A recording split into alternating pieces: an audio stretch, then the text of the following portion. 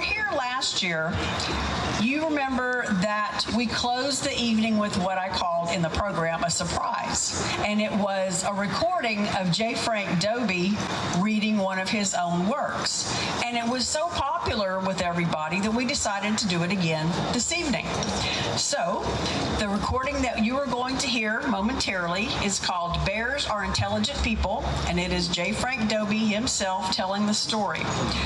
I want to remind you that, as Heath was talking about a while ago, the vernacular, Dobie was there. He talked in the way of his time. So just a heads up, there may be a thing or two that you go, oh, that's not right now, but it was for his time. Bears are intelligent people. The black bear favors sport beyond all other meat. For this reason, the ideal home of the South used to be the razorback. It could outfight a bear and outrun a man. In the big thickets of East Texas, where, despite high lines, deep oil wells, and wide clearings, a few bears steal and sniff for razorback nests, an old colored camp cook named McKinney is remembered for his bear steaks and bear stories. He never ate bear meat himself, but once. Then, it didn't taste like no meat at all. The flesh of an animal walks and thinks like a man couldn't be expected to taste like regular meat, could it? That was a long time ago, McKinney used to tell. Mr. Cochran, he was my boss. Ham was still a sucker, I remember. We named him William McKinley Havana, but everybody called him Ham, like they still do. Bud was old enough to tote in wood for the fireplace. One morning early, I was out a milking when I heard some old mockingbird just a cussing in the stool. I knowed right away an uppity squirrel was aggravating. I think solidified squirrel would package up mighty neat inside me for breakfast. So I called for Bud to bring the gun. He brung it and come along with it. Mr. Squirrel must have got word I was coming. Anyhow, he weren't far, and the mockingbirds quit saying where he was. I goes on down the edge of Mr. Cochran's cornfield, looking up into the trees along the fence. I got squirrel meat on my mind. The roasting years is sure fine that summer, and we've been a-playing green corn for dinner every day without a banjo. Well, here me and Bud was way down the fence, peering up into the trees to the right-hand side and listening to Mr. Squirrel scratch the bark.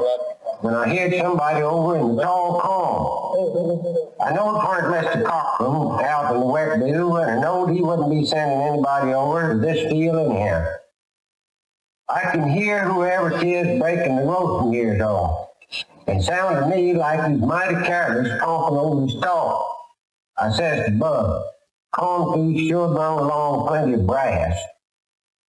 We steps back into some bloodweeds growing against the fence and waits, just as quiet as a hop toad waiting for a fly. The corn is still a-popping. Then directly I catch a sight of his feet. He's wearing black, and I don't have no idea about our preacher. He's got a corn patch of his own. Now this gentleman is coming right down between two rows, kind of spraddling in his walk. His arms is full of nose and ears, and then the first good light of morning hits him, and I sees it's a bar. Just as I see this, he stops and stacks all the corn in one arm like it was stonewood. Then he reaches down with the other hand and picks up a big yellow pumpkin from the barn. He takes it under his arm. Now he's all loaded up and ready to make tracks. I thought at first he was going to walk right over, but he sort of takes out to one side, and Bud and me just stand. I was telling my eyes not to click too loud. That thief, he stepped over the picket fence like it was a golden stair. Before the Lord God, I never seen no plain wood bar toting off corn and pumpkins like that. After he shuffled Into the thicket, I says to Bud, we were trying to track him. But we snuck along behind, he being so careless he never looked back once. Pretty soon he come to a big holler stump about 6 feet around and high as my shoulder. I seen he was going to stop and so got behind a big gum tree with huckleberry bushes growing all around it. Sure enough, he stands still by the stump, listening and looking about in every direction, especially down the way he come from. He seems to suspicion somebody's spying on his doings. He's as smart as any corn crib thief that ever took off his shoes. Directly he appears to be satisfied. Then he pitches that load of roasting ears over the edge of the holler stump inside. Then he throws the pumpkin down so it's bound to bust. He looks over inside the holler a good while, like he's watching something. Finally leaves, going into some thick timber. When he's good and gone, Bud and me snuck up to that holler stump and swam around to get a good look inside. What's the reckon you see? Just an old narrow-faced hog with a crop in one ear and a swallow porch in the other. That's Mr. Cochran's mark. There's mighty little meat on the hog, but he's going to have meat on him if Mr. Barr keeps providing for him. And he keeps on wrapping himself around the cone and poking like he's doing now. His jaws is champing as happy as a banjo talking the little brown jug. Ours don't like lean pork, no. No, sir, they's choosing. This one's going to have pork that'll make crackling. I guess he stole that show from Mr. Cochran's pen in the dark and maybe couldn't fix their chew. We go over and tell Mr. Cochran, and he just laughs like he thinks I'm trying to explain away some filth in my pen. No, sir, he don't want to come and see what kind of a hog pen and bar you.